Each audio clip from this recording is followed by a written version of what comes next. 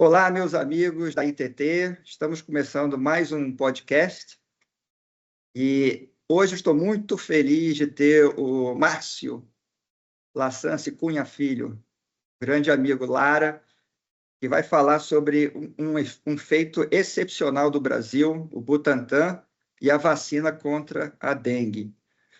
O Lara, ou o Márcio Lassance Cunha Filho, ele é diretor de operações com PhD em gestão de negócios e mais de 35 anos de experiência em setores como farmacêutico, tecnologia, business process, automotivo, bens de capital, e é especialista em melhorias operacionais. Aí eu vi Lean Six Sigma, Lara, que você tem, inovação e gestão eficiente de recursos, forte habilidade em comunicação organizacional, construção de equipes de alta performance e promoção de um ambiente colaborativo voltado para resultados. Atualmente, o Lassance ocupa o cargo de superintendente-geral do Butantan. E com isso, Lara, bem-vindo. A gente vai fazer uma breve apresentação com os agentes de inteligência artificial da ITT e logo depois eu te dou a palavra para você fazer dar uma visão completa do que é a importância do Butantan e dessa vacina para a dengue, não só para o nosso país, como também para o mundo. Então, dito isso, vamos aos agentes de inteligência artificial. Eu vou compartilhar minha tela. E aqui a gente vai começar essa apresentação dos agentes. Olá, hoje a gente vai mergulhar numa história que é, assim, muito a cara do Brasil. Estamos falando, claro, do Instituto Butantan e da sua nova vacina contra a dengue. Exatamente. E as fontes tocam num ponto que eu achei fascinante e que vai interessar quem tem experiência no setor farmacêutico em operações. Não é só sobre a descoberta no laboratório, mas sobre o desafio, assim, monumental de transformar essa descoberta em milhões de doses. É a ciência encontrando a engenharia de produção de frente. Sim, é onde a teoria encontra a prática em uma escala gigantesca. Perfeito. Ok, vamos começar a desembrulhar isso. Para começar, acho que muita gente ouve o nome Butantan e pensa logo em cobras, em soro. Sim, é a associação mais imediata. Mas a dimensão do que eles fazem hoje é algo em outra escala, né? Completamente. Os números são impressionantes. O Butantan não é só um produtor. Ele é o maior produtor de vacinas e soros da América Latina. O maior. Pensa assim, a maioria dos soros antiofídicos e contra venenos de outros animais, tipo aranhas e escorpiões, usados no Brasil, sai de lá. Certo. E 100% das vacinas da Campanha Nacional de Gripe do SUS. 100%. 100% saem de lá. Ele é uma coluna vertebral da saúde pública brasileira. Nossa, isso é uma responsabilidade imensa. E pensar que tudo isso nasceu de uma crise quase que no susto. Exato. A gente precisa voltar para 1899. O Porto de Santos, um dos mais importantes do mundo, de repente um surto de peste bubônica. Pânico total. A doença, vinda nos navios, ameaçava se espalhar por São Paulo. E a resposta foi? Criar, às pressas, um laboratório temporário numa fazenda nos arredores da cidade, a Fazenda Butantan. E o que era para ser temporário? Acabou virando o Butantan. Em 1901, o laboratório ganha autonomia e um diretor que mudou o jogo, Vital Brasil. Faz todo sentido. Então ele criou um sistema de troca. Os fazendeiros mandavam as cobras para o instituto. E em troca recebiam o soro. Exato. E material educativo. Ele criou uma rede de ciência e saúde que cobriu o país inteiro. Cara, isso é brilhante. É o que hoje a gente chamaria de, sei lá, ciência cidadã e logística reversa. Mas em 1901, ele estava décadas à frente do tempo dele. E hoje essa visão se expandiu para muito além do soro, certo? Muito. Hoje o Butantan faz pesquisa de base, tem missões com a ONU, com a OMS, mantém museus, coleções zoológicas que são referência e, claro, forma novos pesquisadores. O que é fascinante é que essa capacidade de evoluir não parou. Eles têm parcerias com gigantes como o NIH dos Estados Unidos, a Fundação Bill e Melinda Gates. E continuam se modernizando. Sim. Uma portaria recente, de maio de 2025, criou uma nova política de inovação. É um gigante de mais de 120 anos que se recusa a envelhecer. E essa capacidade de se reinventar é o que nos leva diretamente ao maior desafio deles hoje, que na verdade é um dos maiores do Brasil. A dengue. A dengue.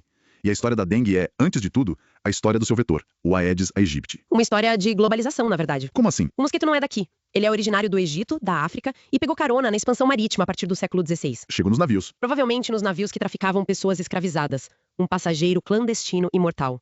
Os primeiros relatos de uma doença parecida com a dengue no Brasil já são do final do século XIX. Mas aqui tem um ponto que as fontes destacam e que eu achei contraintuitivo. Por muito tempo, a grande preocupação com a Aedes aegypti não era a dengue. Não era. Era outra doença. A febre amarela. Exatamente. A febre amarela urbana. No início do século XX, no Rio de Janeiro, a febre amarela matava milhares. A luta contra o mosquito era uma guerra, liderada por figuras como Oswaldo Cruz. E essa guerra foi vencida. Foi vencida. O Brasil, com campanhas massivas, conseguiu erradicar o Aedes aegypti do seu território em 1955. Espera um pouco. Sim. O Brasil erradicou o mosquito? Erradicou. Fomos declarados livres do mosquito pela Organização Pan-Americana da Saúde. Então, o que aconteceu? Como ele voltou com essa força toda? A vitória gerou complacência. Com o vetor erradicado, as medidas de controle e vigilância foram relaxadas, o dinheiro diminuiu. Um erro estratégico. Fatal. Nos países vizinhos, o controle não foi tão eficaz. E no final dos anos 60, o mosquito começou a reentrar no Brasil pelas fronteiras. E aí a dengue apareceu. A primeira epidemia de dengue, de fato, documentada em laboratório, só aconteceu bem depois, em 81, 82, em Boa Vista. Nossa. A partir daí, foi uma invasão, a doença se tornou endêmica. É uma lição dura sobre como a vigilância em saúde pública nunca pode baixar a guarda. E o mais incrível é que muito do que a gente sabe para combater esse mosquito vem de uma pesquisa de mais de 100 anos. É um fato impressionante. Um estudo de 1908, de um pesquisador chamado Antônio Gonçalves Periaçu, lá do que viria a ser o Instituto Oswaldo Cruz. E o que ele descobriu? Ele publicou uma monografia, um livro de mais de 400 páginas, que é, até hoje, a Bíblia sobre o Aedes aegypti. Espera aí. A gente está dizendo que a base da nossa luta contra o Aedes hoje foi desenhada mais de 100 anos atrás por um único pesquisador? Basicamente, sim. Mostra o quão genial foi aquela pesquisa, mas também expõe um pouco a nossa dificuldade de aplicar o que a gente já sabe, né? E o que ele descreveu de tão importante? Coisas que a gente ouve nas campanhas até hoje. Ele foi o primeiro a documentar a incrível resistência dos ovos do mosquito. Resistência em que sentido? Ele provou que os ovos podem sobreviver até 1 ano fora da água, em ambientes secos. 1 ano? 1 ano. Então a gente pode eliminar todos os focos hoje, e daqui a 1 ano, se chover num vaso esquecido, a infestação volta com tudo. Entendi. Ele também mapeou o comportamento do mosquito, associando ele à densidade populacional e à temperatura, notando que o ciclo dele fica bem mais lento abaixo de 20 graus. É por isso que as epidemias explodem no verão. É o roteiro da crise que a gente vive todo ano. O que nos leva ao presente. E o presente é dramático. Muito. Em 2024, o Brasil bateu um recorde terrível. Mais de 6,5 milhões de casos de dengue. É nesse cenário de guerra que o Butantan entra com a sua nova arma, a vacina Butantan DV. E que arma, pelo que as fontes indicam? Sem dúvida. A aprovação pela Anvisa foi o ponto final de uma jornada de 15 anos. E é um marco para o Instituto. É o primeiro imunizante 100% desenvolvido lá dentro. E ela tem características técnicas muito importantes. A primeira é ser tetravalente. O isso quer dizer, na prática? Significa que ela protege contra os 4 tipos diferentes do vírus da dengue que circulam por aí. E por que isso é tão crucial? Porque se uma pessoa pega dengue do tipo 1, por exemplo, ela cria imunidade para ele. Mas se depois ela for infectada por um outro tipo, o tipo 2, a resposta do corpo dela pode ser exagerada. E aí vem as formas graves da doença. Exatamente, como a dengue hemorrágica. Então, uma vacina eficaz precisa proteger contra os 4 ao mesmo tempo para evitar esse risco. Ok, essa é a parte da biologia. Mas tem outra característica que, do ponto de vista de quem está na ponta, no posto de saúde, planejando uma campanha, parece ser um divisor de águas. Ela é de dose única. Gigantesco. O impacto disso é gigantesco. Pensa na complexidade de um esquema com 2 ou 3 doses. A pessoa tem que voltar. Tem que voltar, e muita gente não volta. Com uma dose única, a cobertura vacinal de verdade, o número de pessoas protegidas sobe muito. Um estudo britânico de 2018 já mostrava isso. Menos doses, mais adesão. E menor custo para o sistema de saúde. Num país como o Brasil, isso não é um detalhe. É o centro da estratégia. E aqui a gente entra na parte que eu acho mais interessante para nossa discussão de hoje. Uma coisa é ter a fórmula no laboratório. Outra, completamente diferente, é produzir milhões de doses disso. O Butantan construiu uma fábrica só para essa vacina, né? Sim, uma planta industrial com mais de 2.500 metros quadrados, operando 24 horas por dia, é uma operação de altíssima complexidade. E como funciona o processo? Eles usam os vírus vivos, mas atenuados, ou seja, enfraquecidos, que foram doados pelo NIH. Certo. Esses vírus são cultivados, purificados, e aí vem a etapa-chave. A liofilização. Liofilização. É um nome técnico, mas a ideia é basicamente secar o produto a frio, né? Tipo um café solúvel. A analogia é ótima. É um processo de secagem a frio, sob vácuo, que transforma a vacina líquida numa pequena pastilha sólida. E a vantagem disso é? 2 vantagens imensas. Primeiro, aumenta a estabilidade, a validade do produto. Segundo, e talvez o mais importante, permite que a vacina seja guardada em geladeiras comuns, de 2 a 8 graus. Não precisa daqueles ultra freezers caríssimos. Que a gente viu na pandemia de Covid. Exatamente. A logística fica muito, muito mais simples. Ok, mas as fontes contam que foi exatamente nesse processo que eles encontraram o maior obstáculo. Sim, é o pesadelo de qualquer engenheiro de produção, o chamado efeito de escala. O que funciona no pequeno não funciona no grande. Exato. No equipamento de laboratório, a receita de liofilização funcionava perfeitamente. Mas quando eles tentaram fazer o mesmo nos equipamentos industriais gigantes, foi um desastre. O que deu errado? Tudo. A transferência de calor é diferente, a pressão se distribui de outro jeito. O resultado era que a pastilha ou não secava direito, o que compromete a vacina, ou virava um pó, o que inutilizava o lote. E como se resolve um problema desses com o relógio correndo? Na base da tentativa e erro, mas com muita ciência. A equipe testou 12 receitas diferentes. 12? 12. Ajustando temperatura, tempo, pressão. Foram meses de testes. E cada ajuste precisava ser validado para garantir que o produto da fábrica era idêntico ao dos testes clínicos. E a colaboração foi importante aí, né? Fundamental. Eles não estavam sozinhos. Primeiro, já tinham os dados da fase 1 dos testes do NIH. E segundo, fizeram uma parceria com a farmacêutica MSD, que tinha um produto parecido. E eles trocaram informações. Fecharam um acordo para compartilhar dados de produção. Essa troca permitiu que o Butantan acelerasse os ajustes. Foi um exemplo de como, na ciência, colaborar pode ser mais poderoso que competir. E depois de resolver a produção, veio o teste final, nos humanos. O teste final. Foi um dos maiores ensaios clínicos já feitos no Brasil. 17 mil voluntários acompanhados por 5 anos. 5 anos. Sim, para medir segurança e eficácia. Só depois disso tudo e da validação de todo o processo industrial é que a Anvisa deu o sinal verde. E o Butantan já estava pronto? Prontíssimo. No dia da aprovação, 1 milhão de doses já estavam fabricadas, esperando para serem distribuídas. Impressionante. Quando a gente junta todas as peças, o que surge é uma jornada uau. Extraordinária. Começa com um laboratório improvisado para combater a peste em 1899, passa por um cientista que trocava soro por cobra. Atravessa a erradicação e o retorno de um mosquito. E termina numa fábrica de ponta, superando desafios de engenharia para produzir uma resposta a um dos maiores problemas de saúde do nosso século. É a convergência perfeita, a experiência de uma instituição centenária, o conhecimento científico acumulado e a capacidade de inovar para entregar uma solução na escala que o Brasil precisa. É um caso que conecta pesquisa, desenvolvimento e produção de um jeito que poucas instituições no mundo conseguem fazer. Exatamente. Sabe, tudo isso me deixa com uma reflexão final. A gente viu como essa característica de dose única da Butantan DV não é um mero detalhe, mas uma vantagem estratégica imensa. Num mundo que lida com hesitação vacinal, com complexidade logística. Sim, claro. Aí eu fico pensando, para além da biologia de criar um imunizante, o quanto o fator humano, a simplicidade, a conveniência, a facilidade de acesso à população, o quanto isso deveria ser um pilar central no design dos futuros produtos de saúde pública desde o primeiro dia de pesquisa. Muito obrigada pela sua atenção. Até a próxima. Bom, Lara, eu fico muito orgulhoso aqui do Butantan. Eu, quando assisti isso, né, eu não conhecia muita coisa, né, do Vital Brasil também, mas agora o Flor está contigo, você pode apresentar para a gente a visão mais interna do Butantan, alguma coisa que você queira revisar dos agentes. E, de novo, muito orgulhoso, parabéns para você e para a tua equipe. Bom, eu agradeço aí vocês. Para mim é um prazer falar sobre isso, né? A gente tem falado muito sobre isso nesses últimos dias. E se eu consigo combinar o prazer que eu tenho de falar sobre isso, sobre tudo que a gente fez na frente de vocês, né, que são meus amigos aí de quase, não posso falar isso muito, mas quase 50 anos.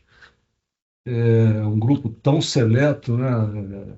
Gente com capacidade aí, que já entregou muita coisa para o Brasil, então eu me sinto com mais responsabilidade ainda em tentar passar para vocês aquilo que a gente fez aqui dentro, tá? Então, mas antes de mais nada, eu vou colocar aqui uma apresentação. Então, eu tenho a primeira coisa que eu queria falar sobre a IA, que, mais uma vez, é impressionante, né, a capacidade que ela tem de sintetizar uma história tão longa, né? Então, ela conseguiu aí, nesse período, pouquinho de tempo, sintetizar a história do Butantan, né, da maneira que ela conseguiu encontrar, e mais a história da dengue também. Uma coisa que eu chamo a atenção, Leandro, é que na capa onde você chamou a IA, né, está escrito lá Qdenga, né? A Qdenga é a vacina que está hoje aprovada só para começar todo mundo a entender, é a vacina que está hoje aprovada pelo Ministério da Saúde e está sendo utilizada na população adolescente, que foi o que foi aprovado, né? E é a vacina de 2 doses, né? Tem um período de 3 meses entre a primeira e a segunda dose, e é que está sendo aplicada desde o começo desse ano passado. Então, vou falar um pouquinho, antes de falar sobre a vacina, né, sobre a dengue, eu acho que vale a pena dar uma introduçãozinha sobre o que é o Butantan, sobre nossa perspectiva aqui, tá? Então, se me permite, né, se eu posso falar isso. Vamos lá. Não, com certeza. Primeiro, desculpa estar em inglês, eu não consegui fazer a transformação antes, tá? Mas, assim, o Butantan hoje ele tem 4 mil colaboradores.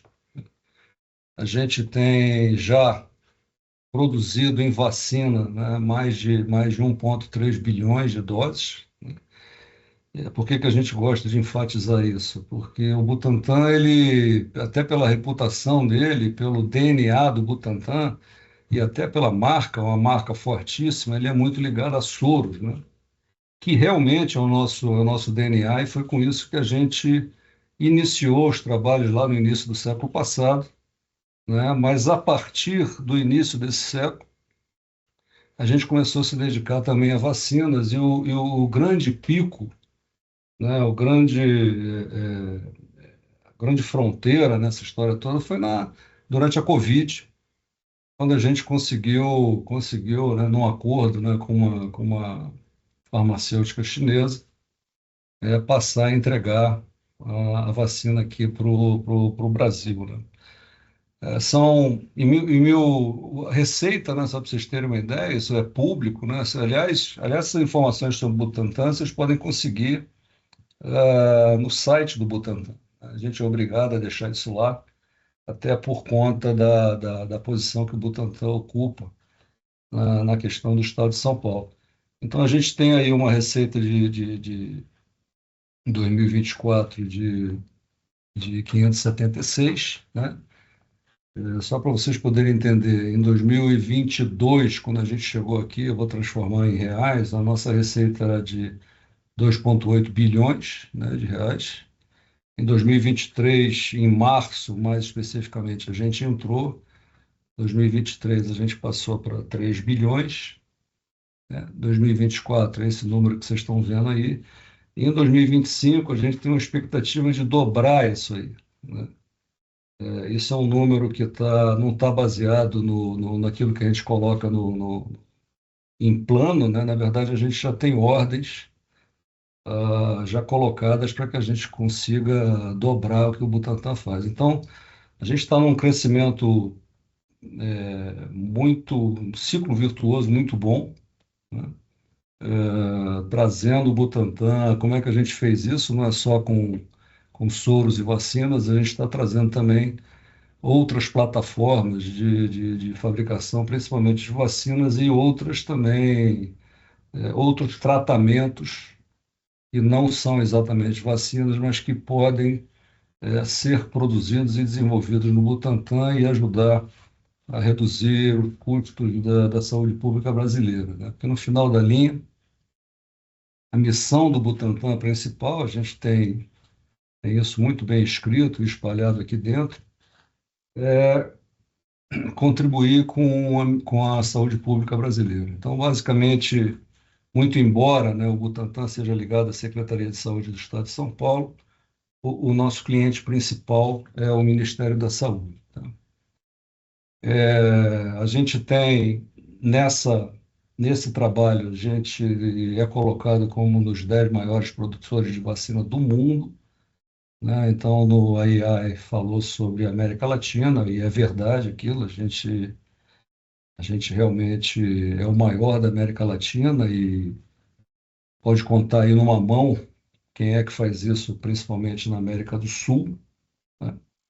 Então, somos procurados aí por todos os países da América do Sul, principalmente, e agora também, numa reunião recente que a gente teve com o ministro da Saúde do México, também vamos ter trabalhos associados aí com essa turma. Então, a organização, muito embora a nossa missão entregue aquilo que a gente faz para o SUS, né? Uma das coisas que a gente fez quando entrou aqui foi provocar uma diversificação de mercado e uma diversificação de produto também, de tal forma que a gente ganhasse economias de escala e escopo e conseguisse absorver melhor a nossa infraestrutura, trazer mais competência e conhecimento, porque é isso que o Butantan faz, né? E a partir daí oferecer alguma coisa mais otimizada para o Ministério da Saúde, ao mesmo tempo que a gente consegue entregar para a América Latina também. Então, esse é um trabalho que a gente está fazendo, ainda tá encaminhando, mas já estamos entregando, isso já é uma realidade, tá?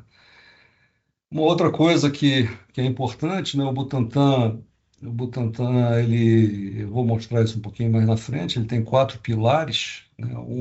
A questão das vacinas e dos soros, e o que vocês conhecem é um pilar só, um pilar deles. Depois eu vou falar sobre os outros 3, mas um dos outros 3 pilares são pesquisa, e a gente já tem aí 105 patentes e aplicações, né, que a gente fez aí, que tá aguardando o resultado.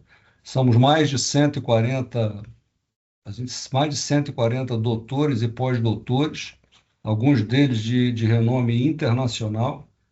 Hoje mesmo, nessa sexta-feira, a gente está terminando o nosso congresso, né, de virologia, toxinologia, que a gente traz gente de fora, e é impressionante como os nossos pesquisadores estão par e passo com esse time também, nessa linha de pesquisa que se refere à saúde pública, né? Enfim, deixa eu passar a próxima aqui. Aqui um pouquinho da história, que a IA já deu o spoiler todo em cima do que a gente fez. Na verdade, o Butantan ele nasceu em 1901, né, no início do século passado. É verdade que a gente começou, o grande trigger, né, o grande gatilho para o início do Butantan foi a peste bubônica, realmente. Mas a gente já começou em 1901 já com os soros aí, anticrotálico e antibotrópico, né? O crotálico são cascavéis, né? E o botrópico são jararacas, né? A jararaca é brasileira, parece que essa serpente a gente consegue encontrar no Brasil inteiro. A, a cascavel também, mas em menor número. E foi onde a gente começou lá em 1901, exatamente aqui nesse local onde a gente está, que era uma fazenda antiga, né, como disse a IAEA. E aí, a partir daí, dando certo, né, porque o processo de produção desses soros, ele envolve o que a gente chama de bioreatores. Os bioreatores são os cavalos, né, que é, são inoculados lá com o vírus ou com o soro, né, ou com a bactéria que a gente está querendo tirar o plasma.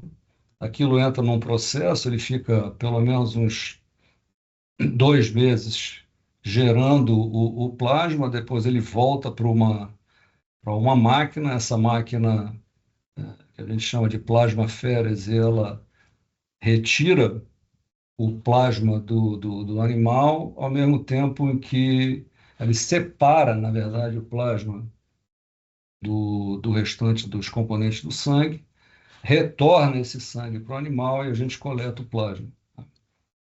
Depois ele entra num período de descanso e a partir daí volta depois para fazer uma nova imunização.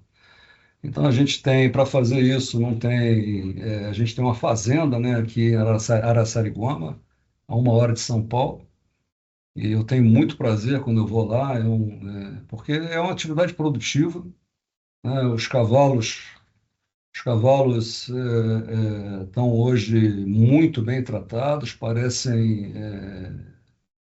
cavalos de corrida mesmo, são mais bem tratados que a gente, para te falar a verdade.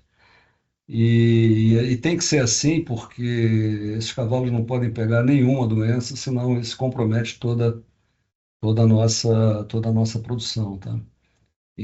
Compromete, não. A fazenda é parada e o Butantan para de entregar soros, tá? Uma curiosidade em cima disso tudo, não vou me adiantar, é que os soros não é alguma coisa que seja atrativo para a indústria farmacêutica. Então, não é comum você enxergar grandes players da indústria farmacêutica entrando nesse mercado, tá? Então, existe um motivo para isso, né? O custo de produção não é um custo baixo, é um custo relevante, né? E quem precisa, né, desse negócio mesmo são os países, todos os países precisam disso, mas os países do terceiro mundo não têm condições de fazer esse pagamento dessas coisas e acaba que o volume não é tão grande e as grandes empresas não se interessam. Então, isso aumenta ainda mais a nossa responsabilidade. A gente tem hoje pesquisadores nossos nas florestas da América do Sul, coletando serpentes e retirando o material dessas serpentes, os venenos, para poder para que a gente desenvolva novos soros aqui e teste se os nossos soros das serpentes que aqui estão conseguem imunizar ou neutralizar, melhor dizendo, a ação. Então, isso é uma linha do tempo, né? Não vou entrar em detalhes. Preste atenção que, em algum momento, né, lá em 1949, a gente já iniciou com a vacina da raiva, vacina da febre amarela, que foi falado na IA aí também. Não mencionou que o Butantan entrou com isso, mas a gente produziu isso lá atrás. A partir daí, fomos evoluindo em outros antivenenos, para aracnídeos, lonômia. Lonômia é uma lagarta, né, que causa um estrago muito grande, e é muito comum no Brasil, no sul do Brasil, principalmente. Vacina da hepatite B. Em 2001, a gente iniciou o que a gente chama de tech transfer, né, que é a transferência de tecnologia da influenza, né, que é uma vacina em plataforma ovo, né, que essa tech transfer foi feita com a Sanofi. Hoje, a gente tem o total conhecimento, essas tech transfers são assim, a Sanofi entra numa tech transfer com a gente, transfere a tecnologia e, em contrapartida, o Ministério faz a aquisição das vacinas ao longo do tempo da Sanofi, ao longo do tempo em que a gente está absorvendo a tecnologia. Então, desde 2023, quando a gente entrou, 100% de tudo que é fornecido para o Ministério da Saúde é produzido aqui, né? São três granjas que são fornecedoras novas, a gente consome no período de produção, por dia, 500 mil ovos. 500 mil ovos que entram no Butantan, são ovos galados, né, que parte do processo produtivo, não é foco dessa apresentação, então não vou entrar em detalhe, mas essa é uma plataforma que é chamada plataforma ovo, na qual o Butantan detém todo o conhecimento. Em 2013, entramos já com a vacina da HPV, né? Essa vacina não é produzida aqui ainda, nossa fábrica está em construção, né? Da mesma maneira que aconteceu com a influenza, é assim que a gente é assim que a gente traz tecnologia. Então, o racional é o seguinte: a gente entra numa tech transfer com uma grande farma, daquilo que a gente não desenvolveu nas nossas bancadas, no nosso laboratório, eles transferem essa tecnologia para dentro e o que eles ganham é uma espécie de reserva de mercado por um tempo, dentro de um determinado preço que nós negociamos, né, para o Ministério da Saúde. Então, assim, todas essas vacinas que vocês estão vendo, a gente não traz para cá se esse conhecimento não vier para o Brasil e não conseguir alimentar novos produtos. Então, 2025, MAB, eu vou falar um pouquinho, mas 2025 a dengue e chikungunya. Aqui é um portfólio, né, nosso. Então, tem aí as vacinas, né, são a influenza, hepatite A, B, raiva, aí aquela tríplice, né, tríplice, tétano, difteria e a pertussis, que é a coqueluche. DTPA é uma variação dessas vacinas, HPV, chikungunya também, que a gente já tem, a varicela e agora o que a gente começou a entregar, e é a vacina do vírus sincicial respiratório para o Ministério da Saúde. Aí embaixo está escrito monoclonal antibodies. Isso na verdade, é uma revolução nos Estados Unidos e no mundo, né? São os remédios que são utilizados agora para tratar doenças autoimunes e muitos cânceres, né?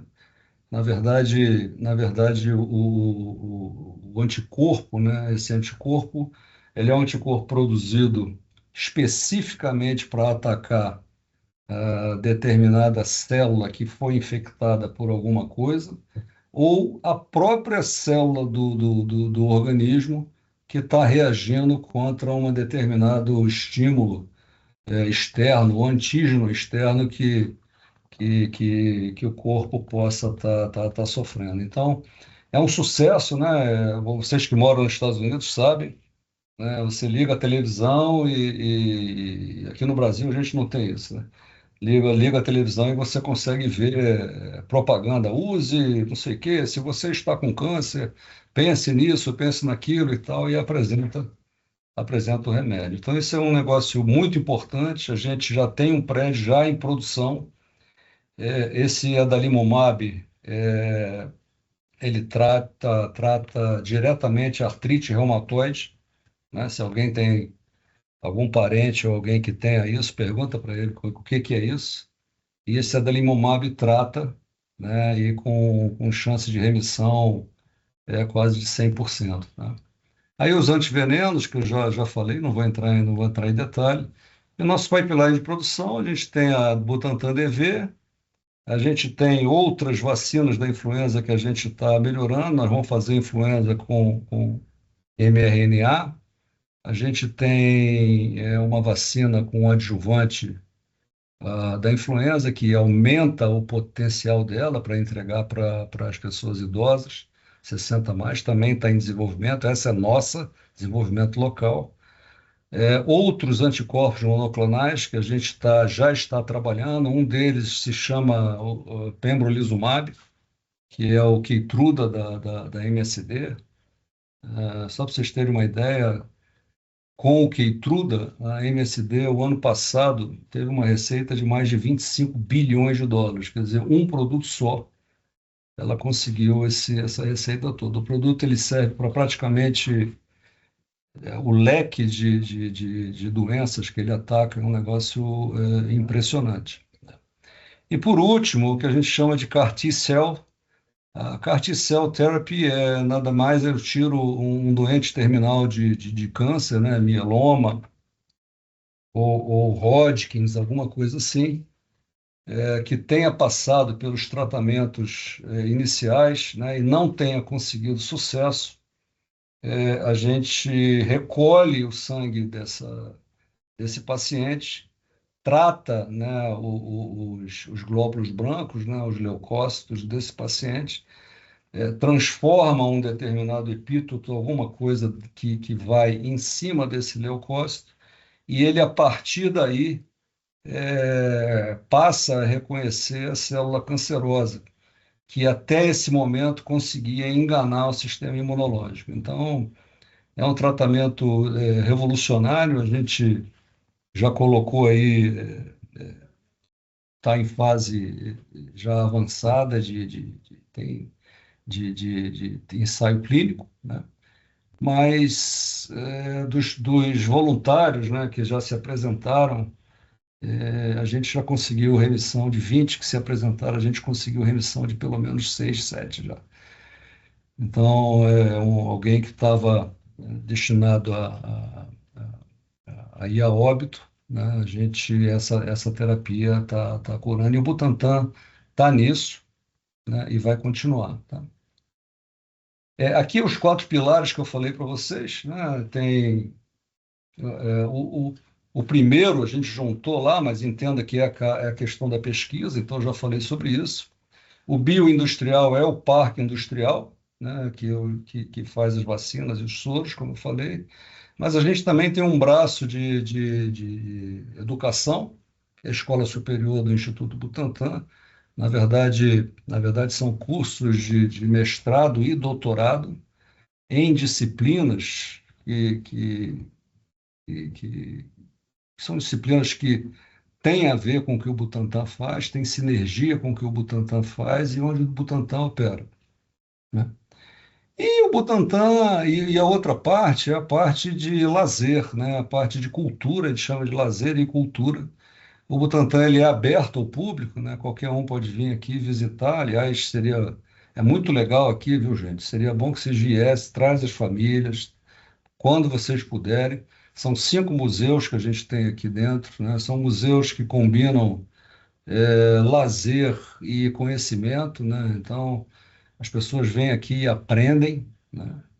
Então é muito legal, o espaço é muito bom, dá para passar o dia inteiro aqui. A gente tem food trucks espalhados, temos lanchonetes, guias, temos um museu Nosso Museu da Vacina tem um simulador em 4 dimensões. É muito, muito bonito, muito legal de visitar. Eu acho que vale a pena. Vale a pena. Aqui, um pouquinho agora, já virando para a dengue, tá, moçada? Então, ela começou, a IA falou sobre a entrada da dengue em 80, 82. Eu não tenho esse número, né? Eu não sei, mas a gente conhece, a gente que é da nossa cidade, conhece a dengue há muito tempo, né? Ela é uma tragédia há muito tempo. Eu tenho familiar, né? Minha irmã teve chikungunya e tem problema até hoje com artrite, né? Meu filho tem plaqueta baixa e teve dengue. E a gente passou maus bocados aí, 10 dias indo e voltando do hospital. É uma doença muito ruim, né? Talvez negligenciada, né? Você vê que todo ano, né, o governo precisa botar na mídia que tem que tirar água, que tem que isso, que tem que aquilo. Quer dizer, é cansativo, né? A gente parece que negligencia a própria vida. E aí, em 2024, a gente teve, a IA está certa mais uma vez, né? Em 2023, para você terem uma ideia, foi 1.600.000 casos com 1.200 mortes, né? Em 2024, já foram 6,6 milhões de casos com 6.000 mortes, entendeu? Ele é cíclico, né? E aí, em 2025, o perfil epidemiológico já não é mais o mesmo. Então, a gente fica ninguém sabe, tá, gente? A gente tem pesquisadores aqui que fazem simulações estatísticas de altíssimo nível, coletando dados no Brasil inteiro, mas é muito difícil prever o que vai acontecer. E o Ministério tem uma dificuldade muito grande de fazer isso também. Prevenir o crescimento do mosquito, né? Existem outras iniciativas, como modificar geneticamente o mosquito, né? Existe evitar que o mosquito consiga se reproduzir, também tem vários estudos e iniciativas, mas eu acho que minha opinião e a opinião do Butantan é que todas têm que entrar ao mesmo tempo, né? Não só essas iniciativas, como a vacina também, para a gente poder erradicar. Um ponto importante falar é que a gente tem, dentro do nosso planejamento estratégico, como missão, em 2035, acabar com as arboviroses no Brasil. Por arbovirose, entenda-se febre amarela, dengue, chikungunya e zika, que está nos nossos laboratórios aqui já em estudos pré-clínicos, tá? Então, essa vacina Butantan DV, né, é o nome que a gente colocou para poder vender a nossa versão para o Ministério. Só para vocês entenderem, esse senhor aí é o Steve, né? Ele é o pesquisador responsável no NIH por cultivar os vírus, né, atenuados dessa vacina que a gente usa aqui, ok? Então, ele trabalhou. Eu conheço o Steve, né? Estive lá 2 vezes no NIH conversando com ele, uma pessoa sensacional. Para o que ele faz e para o que ele fez, a humildade dele é impressionante.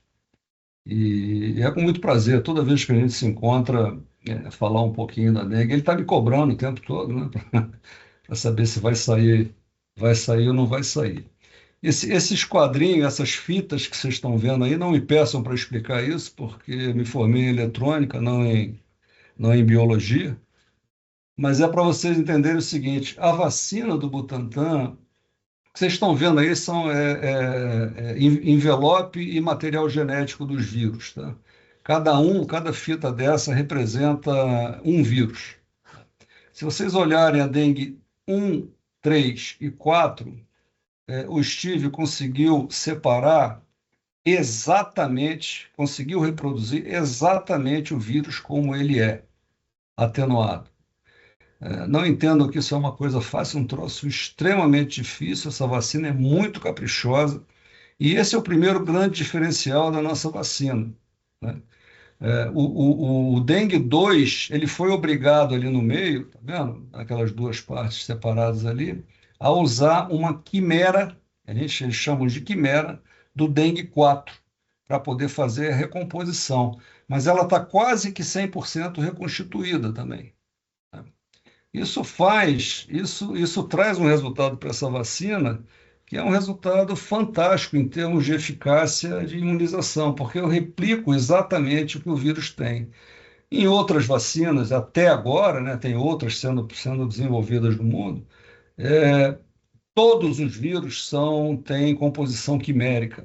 Então, ele não é exatamente aquele vírus que vai atacar o ser humano. Tá? Então, esse é o primeiro ponto que é importante que todo mundo saiba. Tá? São 4 vacinas em uma, não é uma vacina. São 4 vacinas. Tá? Eu não sei se vocês estão conseguindo me ver, porque eu não estou vendo vocês. Mas vocês conseguem ver isso aqui, ó? Aqui, ó. Conseguimos sim, Lara. Então, isso aqui, quando a IA fala que a gente tem que fazer o liofilizado, que esse é o principal problema e tal, chegou a comparar, não concordei muito com o café solúvel, mas é mais ou menos isso mesmo. Acho que a comparação pode ser. Como é que é feito isso? Eu faço esse liofilizado, essa é a vacina provavelmente. Não é, essa aqui que está na minha mão não é, tá? Pode ficar tranquilo. Isso é um placebo que eu tenho na minha mão só para mostrar para vocês.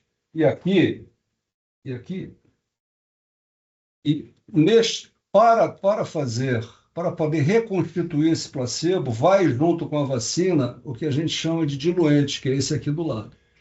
Então, o profissional de saúde no posto lá recebe a vacina, né? E faz a reconstituição com diluente, que também sai daqui. Tá? Sai daqui. Indo um pouquinho mais para frente, desenvolvimento bem rápido aqui, que eu acho que já estourei tudo, né? O desenvolvimento é feito no NIH, o NIH tem essa patente. A partir daí, ele não licenciou para o Butantan só, porque não é isso que o NIH faz. Ele licenciou para MSD, ele licenciou para o Butantan, ele licenciou para o Serum na Índia, né? Serum Institute na Índia, que é o maior fabricante do mundo de vacinas, by far, né? E para um quarto aí que eu não me lembro qual é. A partir daí, cada um desses licenciados iniciou sua corrida. Sua corrida, o que significa isso? Eu preciso seguir no desenvolvimento do processo produtivo, que não é simples, não é simples, é até eufemismo para esse troço, tá? E a gente tem que fazer os estudos clínicos. Os estudos clínicos são para vocês terem uma ideia, eles podem demorar sei lá, de 10 a 20 anos. Né? São vários estudos, são várias etapas que eu tenho que fazer. Eu faço um pré-clínico para entender se aquela vacina realmente gera imunização. Esse é o pré-clínico, normalmente é feito em animais. Depois disso, a gente faz num grupo pequeno, né, no máximo, aí, sei lá, 50 pessoas, 30 pessoas, onde a gente faz o estudo de segurança, são voluntários de segurança. Depois a gente faz com centenas de pessoas para poder, continua testando a segurança, mas dessa vez começa a avaliar a eficácia da vacina, e é aí, nessa fase 2, que a gente começa a entender qual é o tamanho da dose. Uma vez determinada a dose, a eficácia tendo sido determinada e a segurança está ok, a gente vai para a fase 3, que aí são milhares de pessoas, né? Onde você vai reavaliar essa eficácia num N, né? Numa amostra maior que possa ser representativa, cujos resultados sejam significantemente, estatisticamente significativos, né, para que você possa extrapolar aquilo para uma população. Né? Então, é um trabalho muito grande, isso não é fácil de fazer, e geralmente é aí que as coisas morrem, porque não existe o interesse, ou a doença não tem um perfil epidemiológico que justifique o investimento. Isso vai coisa de 50 e, dependendo da vacina, até 300 milhões de reais.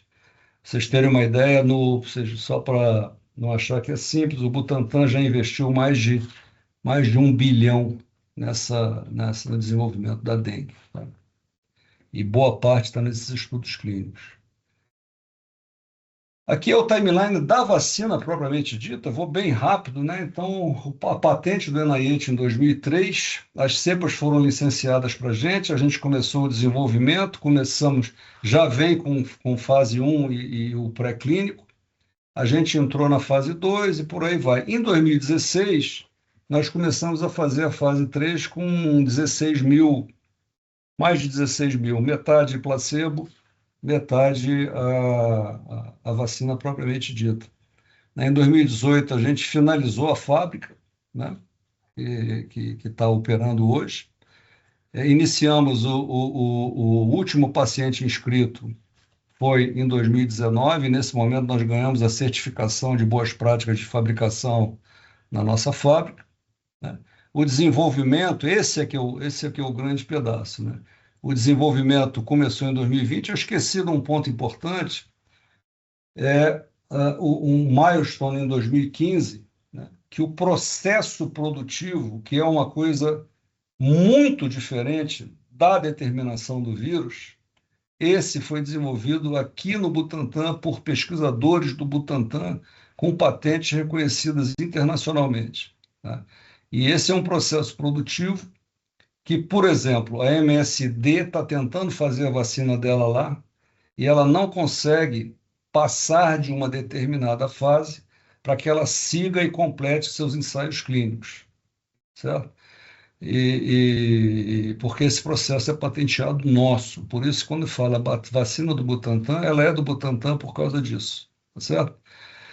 E aí vai, né? 2022, o processo de validação do IFA. IFA é o insumo farmacêutico ativo, né, que é o produto antes dele ser envasado, antes dele ser liofilizado. É o produto na sua forma em bulk, né, em buffers, né? A gente apresentou a monodose, né, a vacina monodose para a Anvisa e esse é outro ponto, né? A Anvisa é uma entidade que tem autonomia e independência técnica, né? O trabalho com eles é bem meticuloso, vai e volta. Eles olham muito dois grandes pedaços. Primeiro, o processo produtivo, propriamente dito, para ver se atende todas as normas regulatórias existentes no mundo e no Brasil para uma produção, mas também olham muito os ensaios clínicos com os resultados, os números que são apresentados e todo o trabalho que foi feito para poder chegar no final. Então, foi com muito orgulho, muito prazer que a gente conseguiu receber isso. A turma está muito, muito satisfeita. Ontem a gente foi num happy hour grande para poder falar sobre isso, mas o trabalho só está começando, tá, moçada? Aqui é onde a gente publicou, né, o nosso estudo clínico, né, o resultado da fase 3, né? Publicado num journal de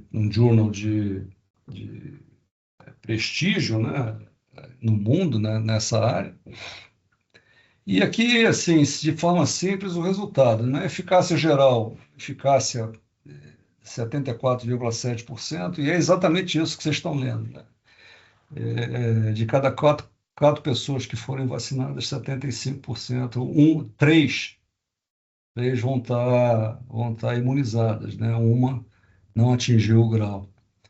Quando a gente vai para a dengue grave, né? Quando a gente vai para a dengue grave ou com sinais de alerta, né? Que é aquela que é persistente, né? Que realmente diminui muito a plaqueta, coloca o paciente em risco. Isso para cada 10 pacientes, 9 vão estar protegidos.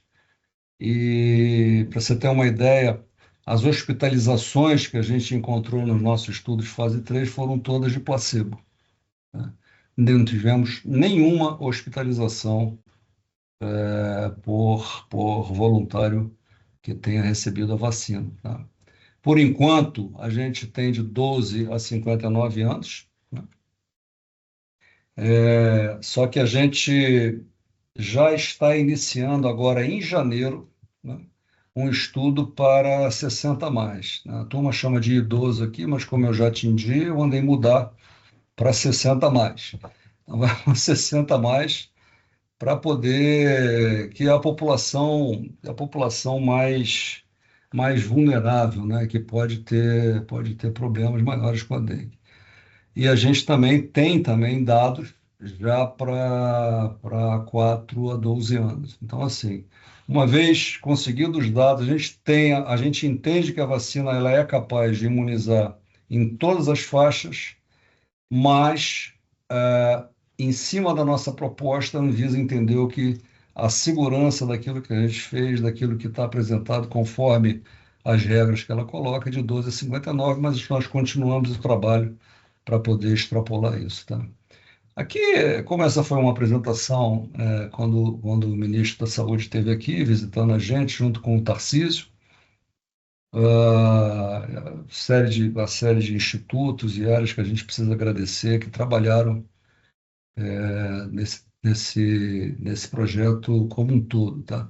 Todos os voluntários, né, que receberam placebo, a gente já tem vacina produzida, já vacinamos esses voluntários, né, mais do que o direito deles. Nós temos hoje no Butantan já pronto aqui mais de 1.300.000 doses de vacina.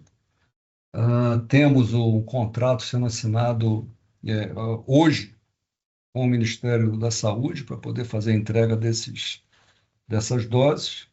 E a gente, por fim, né, a gente tem um acordo que a gente fez com uma farmacêutica que a gente chama de CDMO, né, que na verdade é uma terceirização de fabricação. Uma farmacêutica chinesa, não é farmacêutica, né, é uma CDMO chinesa, que vai nos ajudar a fazer o ramp-up rápido da entrega dessas vacinas para o Ministério da Saúde. A gente teve que fazer isso porque não adianta vacinar em cima da nossa capacidade produtiva atual. A gente precisa de alguma coisa mais rápido para poder liberar pelo menos 100 milhões de pessoas do contato com o vírus, né? Quer dizer, do contato com o vírus, mas sem desenvolver a vacina. Então, sem desenvolver a doença.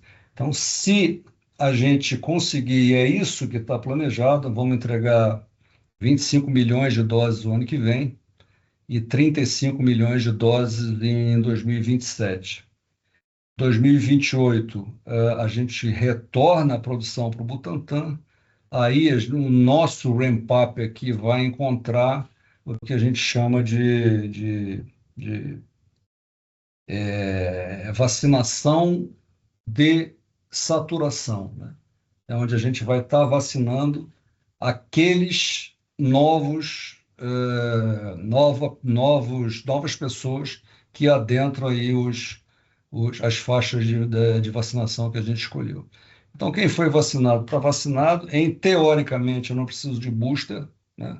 Isso nunca nós podemos afirmar. A gente tem que estar sempre com a farmacovigilância e olhando para ver o que acontece, para ver se isso é necessário. Mas, em princípio, essa vacina não precisa de booster nesse momento. Então, a gente só vai vacinar com aquilo que vier do Butantan as pessoas que entrarem